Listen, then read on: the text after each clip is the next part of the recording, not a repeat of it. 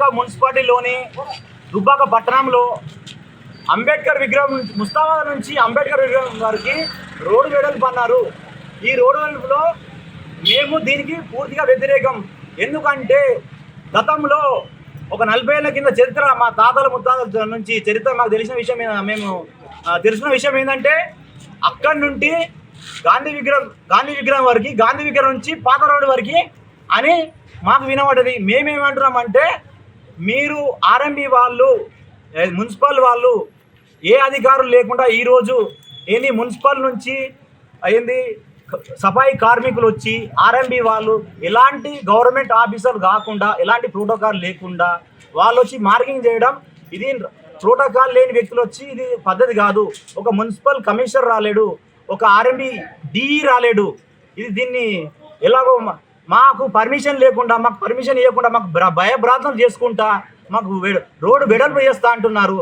మా బతికేంది, మా ఆధారం ఏంది, మేము బతికేది ఇది అంటే మేము దళితులం ఇంత అల్గా దొరుకుతున్నామా? మీకు కొత్త రోడ్డు ఎందుకు తీయరు, పాత రోడ్డు ఎందుకు తీయరు? ఈ ధర్నా సందర్భంగా మీకు ఈ ప్రశ్న హేవలెత్తున్నా.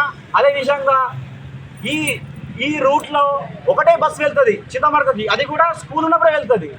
ఇక్కడ పెద్ద ఇండస్ట్రియల్ ఏరియా లేదు, ఎడ్యుకేషన్ హబ్ లేదు. అసలు ఈ రూట్లో అసలు వాస్తవం చెప్పాలంటే ఈ రూట్లో రవాణా లేదు. ఏంది ఇన్కమ్ సోర్స్ వెంటనే క్యాన్సిల్ చేసి రోడ్డు వెడల్పు క్యాన్సిల్ చేసి 66 ఫీట్లు పెట్టినారు. ఈరోజు 55 ఫీట్లు అని చెప్పి మళ్ళీ మార్కింగ్ చేసినారు. ఆ మార్కింగ్ పెట్టి మా ఇళ్ళకు కలర్లు వేస్తున్నారు, కలర్తో పెడుతున్నారు. ఈ కలర్ వేయడానికి మాకు రైట్స్ ఎక్కడిది? మా ఇంట్లో రానికి మీకు రైట్స్ ఎక్కడిది? మున్సిపాల్ నుంచి మాకు డిమాండ్ నోటీస్ లేదు, పర్మిషన్ లేదు. మా ఇళ్ళకు మా ఏరియాకు రానికి మీకు ఎక్కడ దక్కు?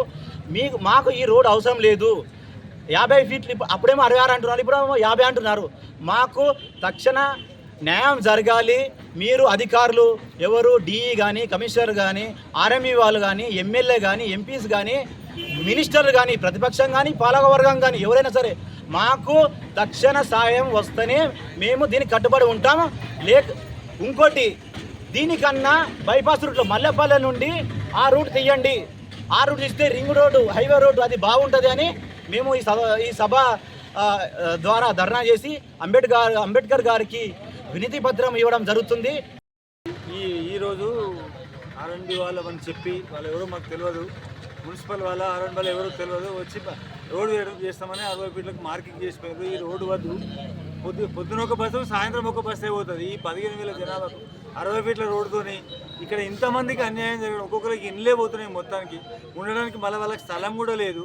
అటువంటి పరిస్థితుల్లో ఈ రోడ్డు, ఈ ఒక్క బస్సు కొరకు ఈ రోడ్డు వద్దని మేము ఎమ్మెల్యే గారికి, ప్రభుత్వానికి, అధికారులకు మేము మొరపెట్టుకుంటున్నాం. దయచేసి ఈ రోడ్డుని ఆపండి, కాలేజీ వరకు రోడ్డు చేసుకోండి పెద్దగా, అక్కడ నుంచి ఆర్ఎండ్బి రోడ్డు చేసుకోండి. ఈ ఊళ్ళోకి వద్దు, చేస్తే గాంధీ నుంచి బస్టాండ్ నుంచి మొత్తం ఊరంతా వెడల్పు చేయండి.